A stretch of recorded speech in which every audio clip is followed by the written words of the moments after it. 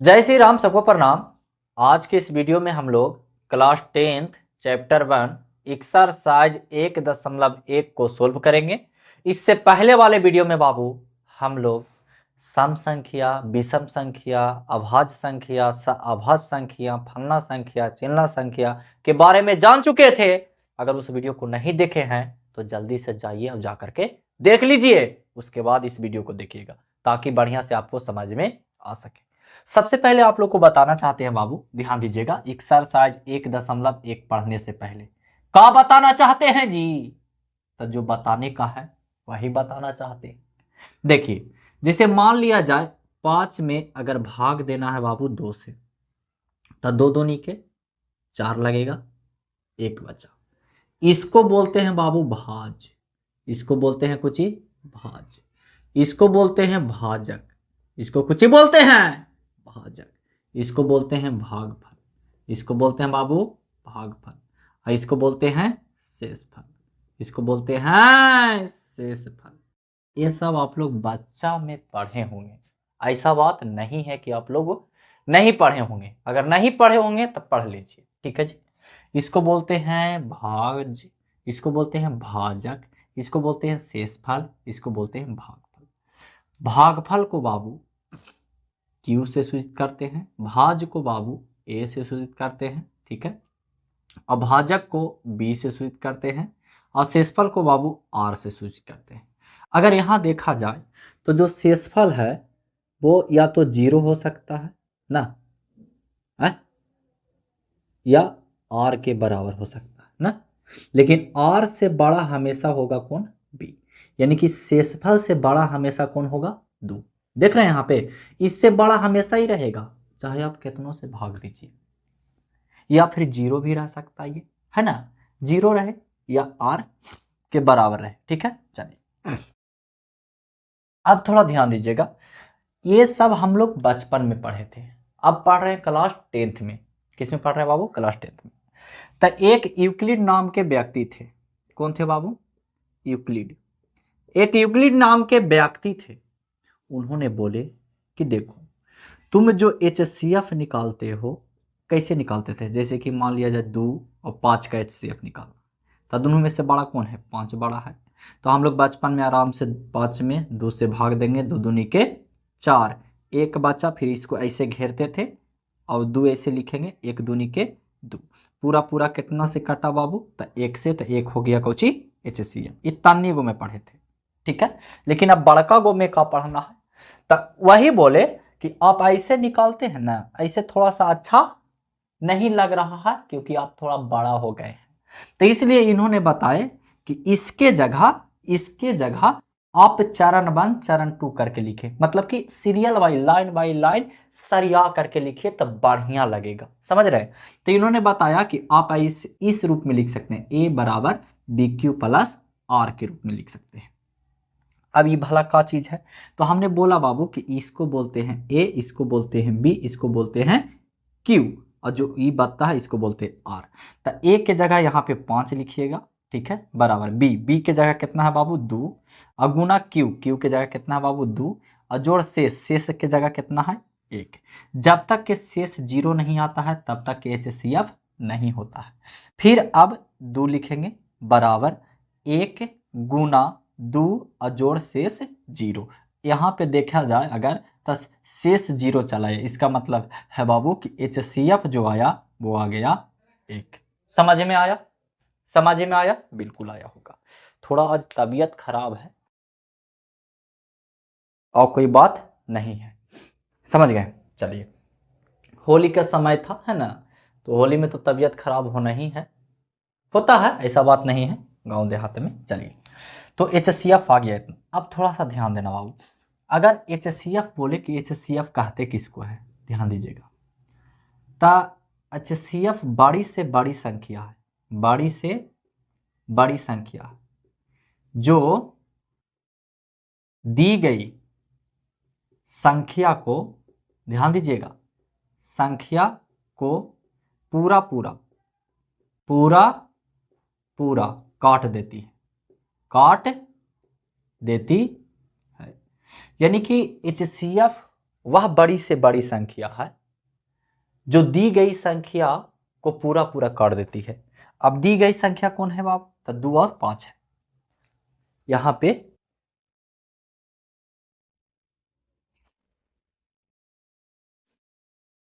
दी गई संख्या कितना है बाबू? 2 और 5। तो अगर HCF की बात किया जाए तो इसका HCF कितना आया? 1 आया। अब जो 1 ई है बाबू, ये 2 और 5 को पूरा पूरा काटेगा कि ना? काटेगा। तो यही हो गया HCF। HCF के अगर फुल फॉर्म बोला जाए तो होता बाबू हाईएस्ट कॉमन फैक्टर।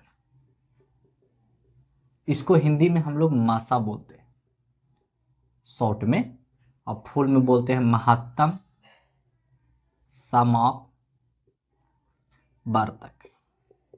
महत्तम समापवर्तक बोलते हैं। ठीक है, यहां तक बात क्लियर हुआ? हो गया आपका। चलिए अब आगे देखते हैं। ध्यान दीजिएगा, एकदम छोटा छोटा पॉइंट को समझना है। छोटा छोटा पॉइंट को समझ गए ना तो एकदम आराम से बनेगा, कोई लोचा वाला बात नहीं है। ठीक है जी, चलिए ध्यान देना बाबू। तो हमको जो इसमें निकालना है वो HCF तो निकालना है, लेकिन थोड़ा सा अलग तरीका से। अब देखिए अलग तरीका का होगा, ध्यान दीजिएगा। जैसे अगर बोल दिया जाए कि 9 और 24 का HCF निकालिए, 9 और 24 का HCF निकालिए। तो HCF तो निकालना है वही तरीका जो हम लोग बचपन में किए थे। जैसे इसमें बड़ा है 24, 24 को लिखेंगे, 9 से भाग देंगे, 9 दूनी 18 बचेगा, 14 में से 8 गया, 14 में से 8 जाएगा, 6 बचेगा। ये तो घट गया तो 1 में से 1 जाएगा। अब यहाँ 9, 1 मरतबे 6 बचेगा बाबू, 3 बचा, ऐसे फिर 6, 3 दूनी के 6। अब देखो अगर ध्यान दिया जाए तो इसका HCF कितना आ गया? 3। ये तो हम जान ही गए कि HCF कितना आ गया? 3। लेकिन बाबू 3 जो है वो ऐसा संख्या है ना, ऐसा संख्या है जो देली संख्या जो दूगो है, एगो ई और एगो ई, ये दुनहुन के ये पूरा पूरा काटेगा। ये हमेशा याद रखना। और यह बड़ी से बड़ी संख्या है, एक का अलावा और कोई संख्या नहीं है। समझ रहे? इसके अलावा और कोई संख्या नहीं है जो ई दुनहुन के काट सके। नहीं तो आप दिमाग में लड़ा, दिमाग में सोच के देखिए, इसके अलावा और कोई संख्या नहीं है जो ये दोनों को पूरा पूरा काट सके एकदम बढ़िया से। समझ रहे बात को? तो ऐसे तो हो गया। HCF तो हमको पता चल गया कि 3 है, लेकिन इसको ऐसे नहीं बनाना है। यहां अगर देखा जाए तो 24 जो है वो बड़ा है, तो इसको थोड़ा सा हम ऐसे लिख सकते हैं कि 24 जो है वो बड़ा है किससे बाबू? 9 से। ठीक है, भाग दे दिए। अब देखो यहां पे लिखेंगे स्टेप, या फिर आगे लिख देंगे यूक्लिड विभाजन से। यूक्लिड विभाजन,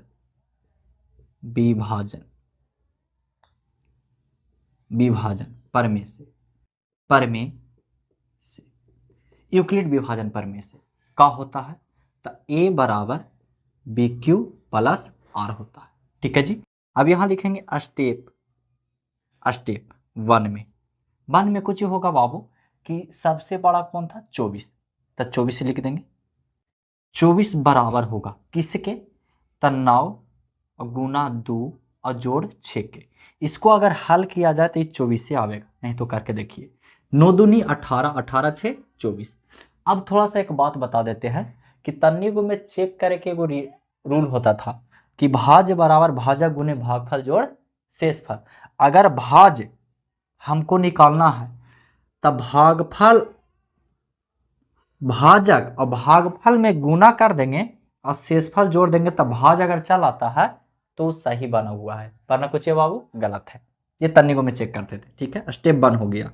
स्टेप 2 में 9 को लिखेंगे, 9 को 6 गुना 1 और प्लस में 3। ठीक है, यह स्टेप 2 हो। स्टेप 3 में अगर बात किया जाए तो 6 को लिखेंगे तो हो जाएगा 3 गुना 2 और जोड़ 0 जोड़ 0। अब यहां देखा जाए तो शेषफल 0 चलाया, यहां देखा जाए तो शेषफल 0 चलाया। तो शेषफल अगर जीरो चल आवे, जब तक शेषफल जीरो नहीं आवेगा तब तक हल करते रहना है। समझ रहे बात को? हाँ, जब तक शेषफल जीरो नहीं आवेगा तब तक हल करते रहना है। यहां शेषफल जीरो आ गया, इसलिए HCF जो हो गया बाबू वो हो गया 3। HCF कितना हो गया? 3। बस यही करना था। समझ गए बात को? यानी तन्नी वो में ऐसे पढ़े हैं, लेकिन अब थोड़ा सा ऐसे पढ़ना है। यही है यूक्लिड विभाजन प्रमेय। समझ गए बात को? चलिए अब हम लोग प्रश्न की ओर बढ़ते हैं। ध्यान दीजिएगा, ध्यान दीजिएगा, समझ में आएगा। समझ में आ गया? HCF किसको कहते हैं? वह बड़ी से बड़ी संख्या जो दी गई संख्या को पूरा पूरा काट देती है, उसी को बोलते हैं HCF बाबू। चलिए तो अब एक्सरसाइज 1.1 को शुरू करते हैं। ध्यान दीजिएगा, उससे पहले ये सब जानकारी लेना बहुत आवश्यक था, ठीक ना? हाँ, जैसे कि अगर जाते हैं डॉक्टर के यहाँ इलाज करवाने के लिए, तो आपको दवा छोड़ने से पहले थोड़ा बहुत चेक जरूर करेगा। बिना चेक किए दवा नहीं देगा, वरना दिक्कत वाली बात ना है। अब कहिएगा कि हमको बुखार लगल है, कहेगा के दिन से लगल है जी बताइए तो, कहिएगा वो 20 दिन से। अब 20 दिन से लगल है बुखार, तब बिना चेक कर ले तुमको दवा देगा जी? है तो कुछ गड़बड़ है ना, है ना? चलिए पहला प्रश्न ध्यान दीजिएगा, समझ में आएगा ही आएगा। बोल रहा है कि निम्नलिखित संख्याओं का HCF ज्ञात करने के लिए यूक्लिड विभाजन एल्गोरिथम का प्रयोग कीजिए। बोला कि आप HCF तो निकालिएगा, ठीक है, लेकिन यूक्लिड विभाजन एल्गोरिथम का प्रयोग करके निकालना है।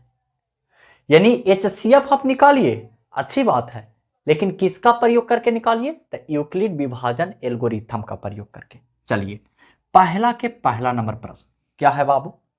135 और 225। 135 और 225। 225 यहां पे अगर देखा जाए बाबू तो दोनों में से बड़ा कौन है? तो लिखेंगे यहां बाबू 225 जो है वो बड़ा है। बड़ा के चिन्ह ऐसे होता है, किससे? 135 से, ठीक है। आगे इसको इधर भाग के रूप में बनाना है, ठीक है जी। चलिए तो 225 में बाबू भाग देना है आगे कितना से? 135 से। एक मर्तबे लगावेंगे तो 135 आएगा। 0 बचा बाबू, 12 में से 3 गया 9 बचा। अब ई जो आया इसको ऐसे घेरना है, इधर वाला जो साइडवा है उसको उतारते जाना। ये सब बचपन में पढ़े हैं, अगर नहीं भी पढ़े हैं तो पढ़ रहे हैं। 5 बाबू, 13 में से 9 गया 4, इसको ऐसे घेरिएगा, यहाँ 90 लिखिएगा। 45 दूनी के 90, पूरा पूरा कट गया। अब कट तो गया, लेकिन बाबू यहां लिखना है यूक्लिड विभाजन एल्गोरिथम मान है तो लिखिए यूक्लिड विभाजन प्रमेय से या प्रमेयिका से, है ना, बात एक ही है। तो यूक्लिड विभाजन प्रमेयिका से अब यहां पे स्टेप लिखिएगा, ठीक है। स्टेप्स 1 ऐसे 2 3 4, या चरण 1 चरण 2 चरण 3 चरण 4 ऐसे करके भी लिख सकते हैं, या केस 1 केस 2 केस 3 केस 4, है ना, इस रूप में लिख सकते हैं। तो स्टेप्स 1 में हो जाएगा बाबू 225 बराबर होगा किसका? 135 अब गुना 1 और जोड़ 90 का। फिर अगर स्टेप्स 2 में चले तो 135 को लिखेंगे, देखिए यहाँ वाला चला था यहाँ, तो 135 को लिखेंगे और ये बराबर होगा किसका? तो 90 गुना 1 और जोड़ 45। अभी शेषफल 0 नहीं आया, इसलिए स्टेप बढ़ाते रहिएगा। अब लिखेंगे 90, तो 90 के लिखेंगे 45 गुना 2 और जोड़ 0। अब देखिए यहाँ पे शेषफल 0 चलाया, यहाँ पे शेषफल 0 चलाया, तब कुछ नहीं करना है, समझे?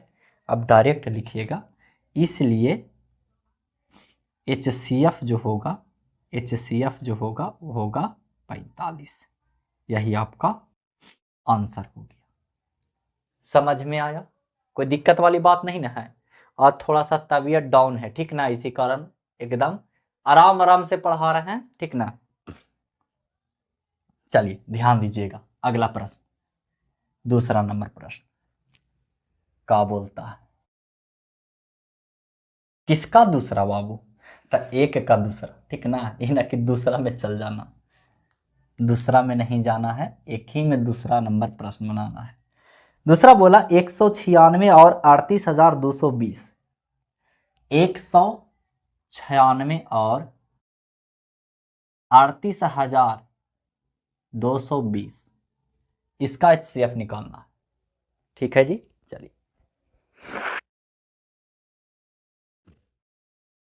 बहुत भयानक सर्दी हो गया, क्या कीजिएगा, है ना, मौसम में ऐसा हो रहा है, ठंडा गरम ठंडा गरम। चलिए, तो यहाँ अगर देखा जाए तो 38,220 जो है वो बड़ा है बाबू। किससे बड़ा है जी? तो 196 से बड़ा है जी। अब बड़ा है तो सबसे पहले इधर 196 से भाग दीजिएगा, 38,220 में भाग दीजिए, तो एक मर्तबे लगावेंगे 196 आवेगा, 12 में से 6 गया 6, आई हो गया बाबू, 17 में से 9 गया 8, आई हो गया बाबू, 2 में से 1 गया 1, ये छोटा पड़ रहा है, ये बड़ा पड़ रहा है, बगल में अंक है 2, 2 यहाँ पे उतार दीजिए। अब लगेगा 9 दूनी 18, 9 एकम 9, अच्छा 9 मर्तबे, तो 9 छक्का 54 के 4 हासिल बाबू 5 बचेगा ना, 9 नामा 81 और 5 86 के 6 हासिल 8, 9 8 17। अब 12 में से 4 गया 8, 15 में से 6 गया 9, 7 में से 7 गया 0, ये तो 0, बगल में अंक 0, 0 बता दीजिए। अब 5 मरतबे, 6 पचे 30 के 0 हासिल 3, 9 पचे 45, 3 48 के 8 हासिल 4, 5 और 4 9। इसको अगर देखा जाए तो कट गया ना, इसमें कुछ इस तरह से जो पहले हम बनाए उस तरह से नहीं आया, ये डायरेक्ट कट गया 196 गुना 195।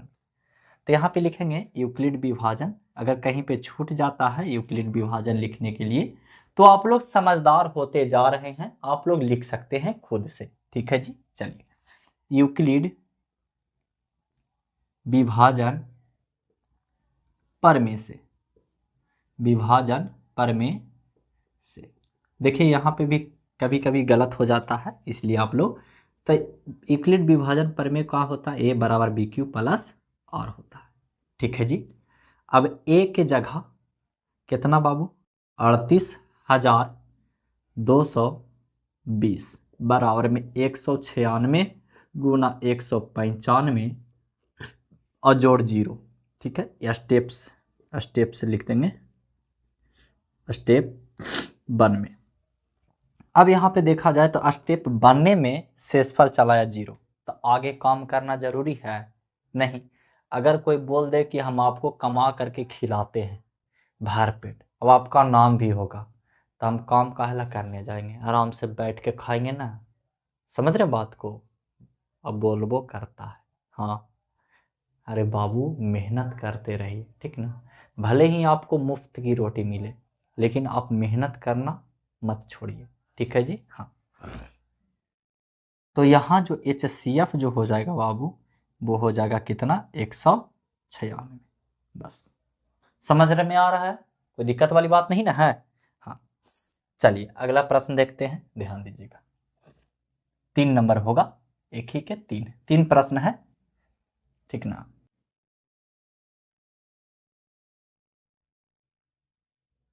चलिए तीसरा नंबर प्रश्न देखिएगा, एक के तीसरा नंबर प्रश्न, तीसरा नंबर क्या चीज है बाबू, 867 और 255, 867 और 255।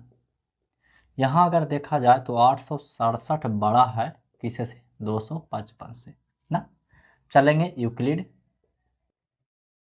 यूक्लिड विभाजन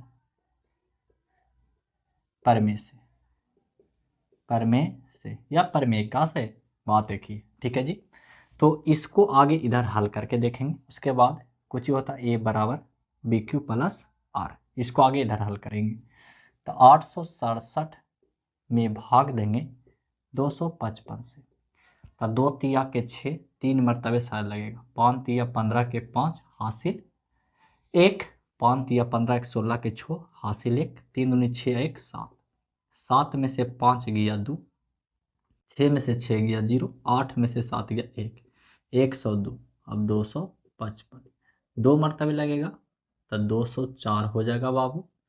5 में से 4 गया 1, आई हो गया 5, ये तो खत्म हो गया ना, आई 102, 2 मरतबे में 102 कट गया। चलिए बहुत अच्छी बात है कि कट गया ना।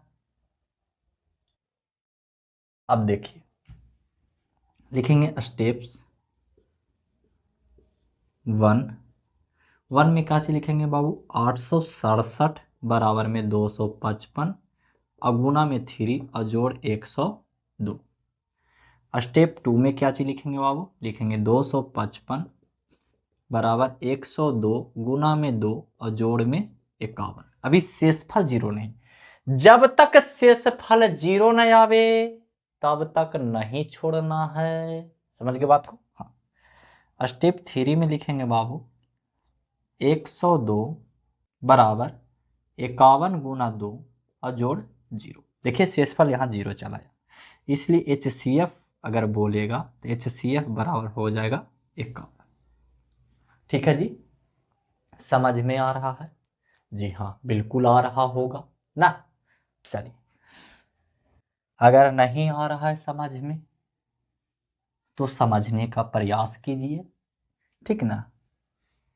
इतना आराम से बता रहे, इसमें भी अगर समझ में नहीं आ रहा तब तो फिर बहुत लोचा वाला बात है बाबू। एक होता है लोचा वाला बात, वो हल्का फुल्का होता है, लेकिन अगर बहुत लोचा वाला बात है तब तो बहुत गड़बड़ी वाली बात है ना। चलिए अगला प्रश्न देखेंगे।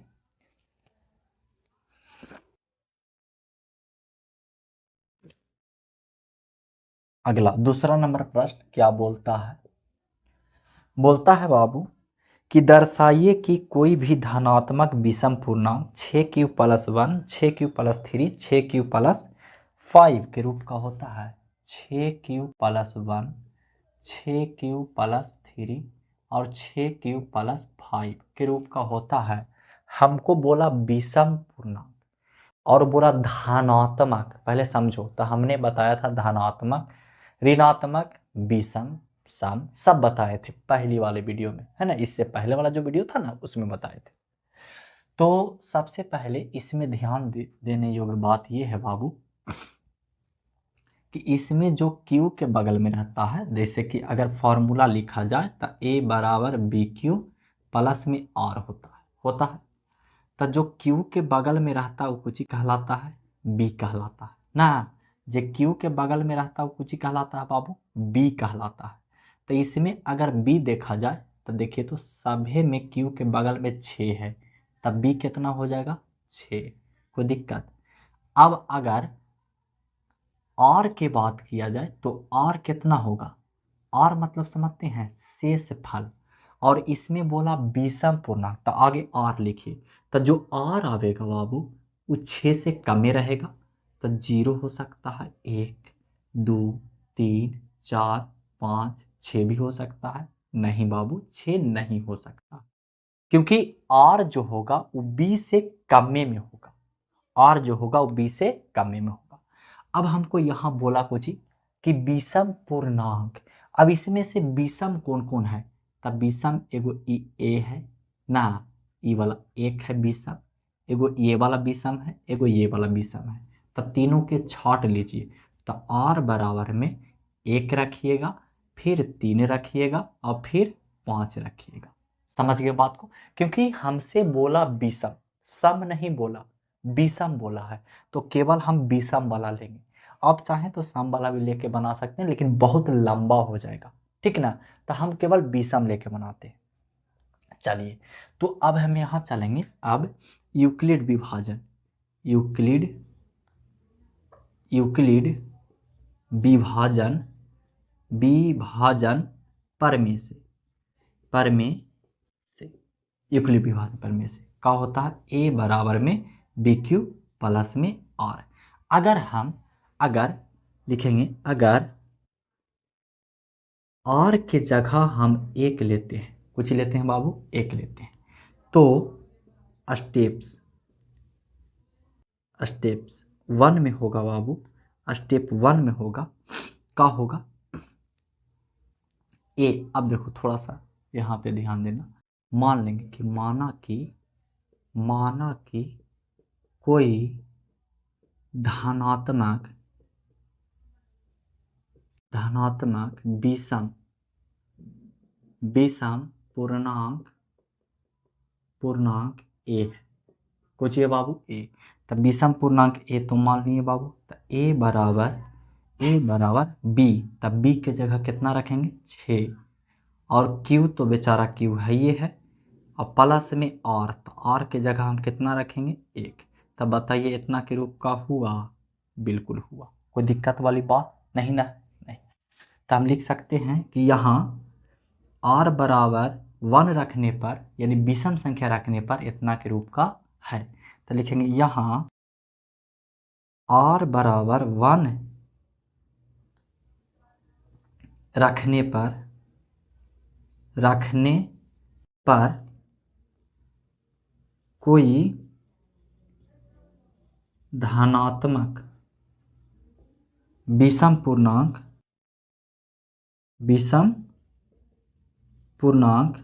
6q और प्लस 1 के रूप का है, ठीक है जी। चलिए, अब ध्यान दीजिएगा, अगर हम r बराबर 3 रखते हैं, तो देखिए फार्मूला यही लगावेंगे, ठीक ना, बार बार इसको हम नहीं लिखते हैं।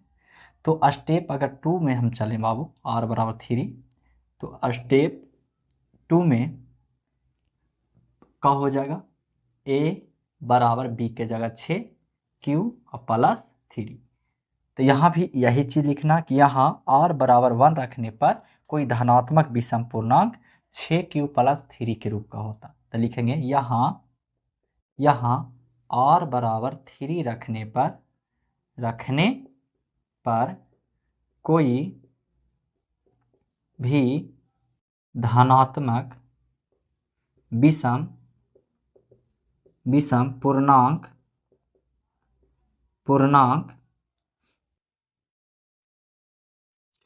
6q प्लस 3 के रूप का होता है। कोई दिक्कत वाली बात है नहीं। अब चलेंगे स्टेप 3 में, तो स्टेप 3 यहाँ पे लिख देते हैं बाबू, ठीक है, तुम लोग के पता चल रहा होगा।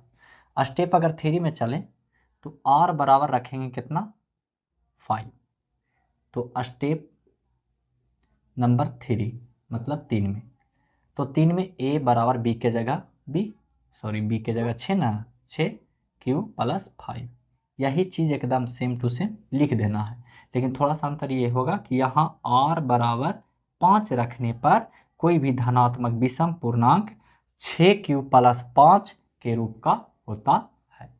बस यही हो गया आपका आंसर। समझ गए बात को? था इजी, ऐसा बात नहीं था, लेकिन मेन बात होता है ना कुछ ही बच्चा में कि ये सब जो लिखना पड़ता है ना, यही थोड़ा सा दिमाग काम नहीं करता। समझ के बात को? चलिए अगला प्रश्न बढ़ते हैं, ध्यान दीजिएगा प्रश्न नंबर 3 की ओर।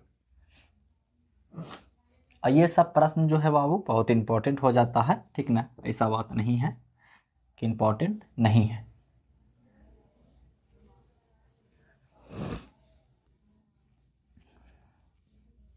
चलिए अगला प्रश्न है 3 नंबर प्रश्न, देखिए क्या बोल रहा है। 3 नंबर प्रश्न बोलता है बाबू कि किसी परेड में 616 सदस्य वाली एक सेना आर्मी की टुकड़ी को 32 सदस्यों वाले एक आर्मी बैंड के पीछे मार्च करना है। मार्च के मतलब घूलना है, टहलना है, बस यही है, मार्च करना है। दोनों समूहों को समान संख्या वाले स्तंभों में मार्च करना है। उन स्तंभों की अधिकतम संख्या क्या है जिसमें वे मार्च कर सके। तो हमको निकालना है अधिकतम संख्या, ध्यान देना, अधिकतम संख्या। तो अधिकतम संख्या निकालना है ना बाबू। तो देखो, जब भी अधिकतम बोले बड़ी संख्या क्या होगी, है ना, सबसे बड़ी संख्या क्या होगी, समझ रहे हैं, अधिक संख्या क्या होगी, तब हम लोग HCF निकालते हैं। तो अधिकतम संख्या बराबर हो जाएगा HCF किसका किसका बाबू, तो 616 और 32 का, यही ना है जी, 616 और 32। तो इसका HCF निकालिएगा।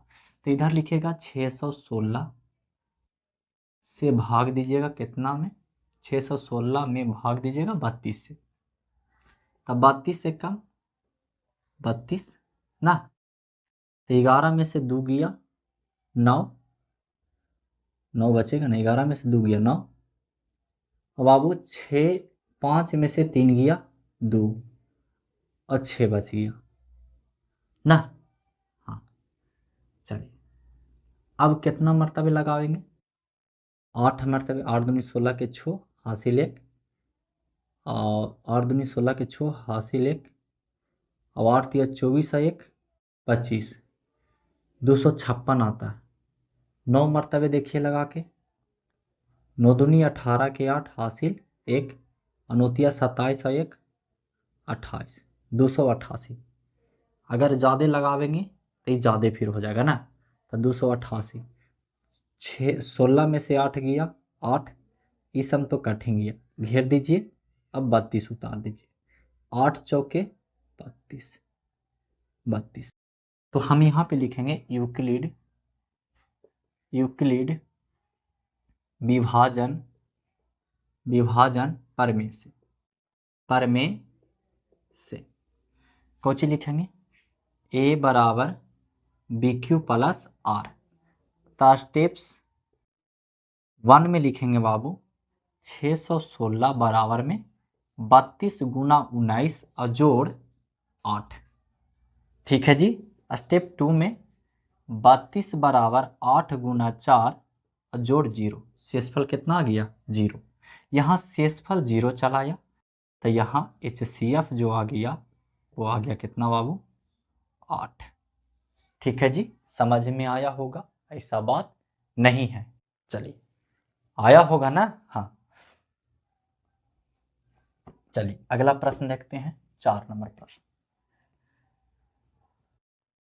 आज वीडियो बनाने का मन नहीं था, लेकिन फिर भी हमने बोला कि नहीं, आप लोग को डेली एक क्लास मिलेगा, इसी कारण बाबू ज़बरदस्ती वीडियो बना रहे हैं। तबीयत ठीक नहीं लग रहा है, बोलने का मन नहीं कर रहा, लेकिन फिर भी वीडियो बना रहे हैं, ठीक ना, इसलिए आज उतना हम नहीं बोल पा रहे हैं। देखें हैं पहले वाला वीडियो है ना, उसमें कितना बोले हैं, अभी थोड़ा सा मन एकदम बढ़िया नहीं लग रहा है। चलिए अगला देखते हैं, 4 नंबर प्रश्न, ध्यान दीजिएगा। बोला है, का बोला है यूक्लिड विभाजन प्रमेय का प्रयोग करके दर्शाइए कि किसी धनात्मक पूर्णांक का वर्ग किसी पूर्णांक m के लिए 3m प्लस 1 के रूप का होता है। कितना बाबू, 3m और 3m प्लस 1 के रूप का होता है, वर्ग पूछा ना। तो यहाँ पे सबसे पहले मान लेंगे, माना कि कोई धनात्मक पूर्णांक a है, ठीक है जी, कोई धनात्मक पूर्णांक a है। यहाँ b बराबर कितना होगा बाबू, तो हम अभी बताए थे ना, इसको q मानिएगा, ठीक है, m के जगह q मानिएगा, तब b बराबर कितना हो जाएगा 3। तो r बराबर कितना हो जाएगा 0 हो जाएगा, 1 हो जाएगा, 2 हो जाएगा, 3 नहीं होगा, 3 नहीं होगा, क्योंकि b से छोटा हमेशा रहेगा r, ठीक है जी, ये बात हमने पहले बताया, ऐसा बात नहीं है। चलिए, तो अब हम चलेंगे यूक्लिड विभाजन प्रमेय से। अगर हम ये बराबर आगे लिख लो बी क्यू प्लस आर। अगर हम आर के जगह 0 रखते हैं तो स्टेप 1 में ए के जगह तो ए बराबर बी के जगह रखेंगे 3 और क्यू के जगह एम है बाबू, और प्लस आर के जगह 0 रखेंगे। लेकिन ये बात नहीं बोला कि वर्ग करने पर तो दोनों तरफ वर्ग करना होगा। दोनों तरफ वर्ग करने पर तो ए के तो वर्ग ए होगा, वर्ग मतलब स्क्वायर, और 3m में जोड़ेंगे 0 तो 3m ना होगा, तो 3m के स्क्वायर करना है ध्यान से। तो ए स्क्वायर बराबर 3 तिया के 9m स्क्वायर हो जाएगा। अब ए स्क्वायर बराबर बाबू 9 में से 3 को बाहर निकाल सकते हैं, बिल्कुल, तो इसमें बचा कुछ 3m स्क्वायर, यही ना बचा 3m स्क्वायर। अगर गुना भी करेंगे तो इतना ही चलावेगा, अगर गुना हम करेंगे तो इतना ही ना आवेगा, बिल्कुल आवेगा। अब देखो बाबू, थोड़ा सा अगर ध्यान दिया जाए तो हम 3m स्क्वायर के जगह ए स्क्वायर 3, यहाँ पे 3m स्क्वायर के जगह क्यू लिख सकते हैं, या फिर 3m स्क्वायर जो है इसके जगह खाली m लिख सकते हैं। कहेगा कैसे लिख सकते हैं, है ना? नहीं तो ऐसे नहीं कीजिए ना, तो देखिए हम बताते हैं कैसे कीजिएगा। इसको 3 × 3 तिया के दोनों हो गया, तो इसमें से आप 3m भी बाहर निकाल सकते हैं, तो अंदर कुछ ही बच गया, 3m खाली बच गया, तो 3 तिया के 9 हो जाएगा, होगा, बिल्कुल होगा। लेकिन हमको लाना कुछ 3m ना है लाना, हमको लाना कुछ है बाबू 3m लाना है। तो यहाँ पे जो हमने a बराबर बी क्यू, तो क्यू के जगह तो क्यू ना लिखेंगे तो m लिख दिए थे, यही सब गड़बड़ होता है, ठीक ना? तो यहाँ पे m क्यू लिखिएगा तो ये क्यू के स्क्वायर, और यहाँ पे हम 3 को बाहर निकालेंगे और 3q के स्क्वायर को लिखेंगे। अब 3 तिया के 9 क्यू स्क्वायर हो जाएगा। अब यहाँ बाबू इसके जगह ये पूरा के जगह m मान लीजिए, यहाँ पे लिख देंगे, चूँकि 3q स्क्वायर बराबर में m माना हमने। चलिए, तो a स्क्वायर बराबर 3m ही तो हो जाएगा, तो यहाँ लिख देंगे कि स्टेप 1 से, या फिर लिखेंगे यहाँ r बराबर 0 लेने से या रखने पर कोई भी धनात्मक पूर्णांक का वर्ग, ध्यान देना, वर्ग 3m के रूप का होता है, 3m के रूप का होता है। चलिए, बहुत अच्छी बात है। अब अगर हम इसको थोड़ा मिटा देते हैं बाबू, जगह बहुत कम होता है, ठीक ना? चलिए इसको मिटा देते हैं, उसके बाद अगला देखते हैं। अभी हम r बराबर 1 रखेंगे, r बराबर कितना रखेंगे 1। तो स्टेप 2 में अगर हम चलते हैं, इसको मिटा देते हैं, ठीक ना?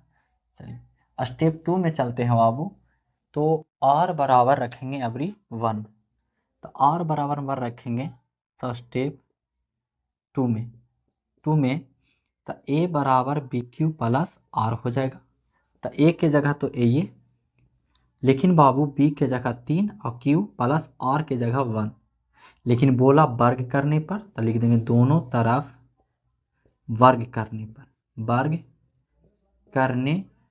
पर, तो दोनों तरफ वर्ग करेंगे तो ये हो जाएगा ए के स्क्वायर और ये हो जाएगा 3q प्लस 1 के होल स्क्वायर। होगा, बिल्कुल होगा। अब ए के स्क्वायर तो ए के स्क्वायर है ये है बराबर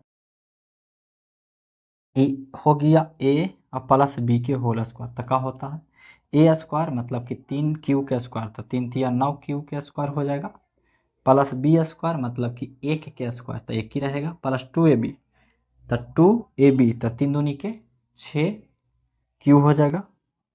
बिल्कुल 2a की जगह 3 तो 3 दूनी के 6 और b की जगह 1 होगा। होगा या नहीं? बिल्कुल होगा। अब इसको हम थोड़ा सा सरियाने का प्रयास करते हैं। 9q के स्क्वायर प्लस 6q प्लस 1, ठीक है जी। अब एक स्क्वायर बराबर में ध्यान दीजिएगा, इसमें भी 3 है, इसमें भी 3 है, 3 बाहर निकाल लेते हैं तो इसमें बचा कुछ 3q के स्क्वायर और प्लस में 2q बचा और प्लस में 1 बचा कि नहीं? बिल्कुल बचा। अब क्या करेंगे, ए स्क्वायर बराबर में 3, ये पूरा के जगह मान लेंगे m और प्लस में 1, ठीक है जी। यहाँ लिख देंगे चूंकि 3q के स्क्वायर प्लस में 2q बराबर में m माना है हमने, ठीक है। चलिए पता चल रहा है ना? हाँ, तो ए स्क्वायर हो जाएगा बाबू 3 में m से गुना करेंगे, 3 1 है 1, तो लिखेंगे यहाँ r बराबर 1 रखने पर कोई भी धनात्मक धनात्मक सम पूर्णांक न बोला, धनात्मक सम पूर्णांक का वर्ग 3m प्लस 1 के रूप का होता है। यही हो गया आपका आंसर। तो आशा करते हैं आपको समझ में आया होगा। क्वेश्चन नंबर जो 5 है बाबू, एकदम 4 से सेम टू सेम मिलता है, एकदम 4 से सेम टू सेम मिलता है। इसमें केवल बोला वर्ग करने के लिए और क्वेश्चन नंबर 5 में बोला घन करने के लिए। तो घन के मतलब पावर 3 देना है। जिस तरह से इसमें हमने माना है m, उसी तरह से उसमें भी मानना है m। समझ गए बात को? हाँ। अगर नहीं बनता है तो आप लोग कमेंट कीजिएगा, हम उसका एक अलग से वीडियो बना देंगे, ठीक है जी। समझ रहे बात को? हाँ। तो आशा करते हैं आप लोग को एकदम समझ में आया होगा, ऐसा बात नहीं है कि समझ में नहीं आया होगा। तो मिलते हैं हम लोग नेक्स्ट वीडियो में, तब तक के लिए जय हिंद, वंदे मातरम।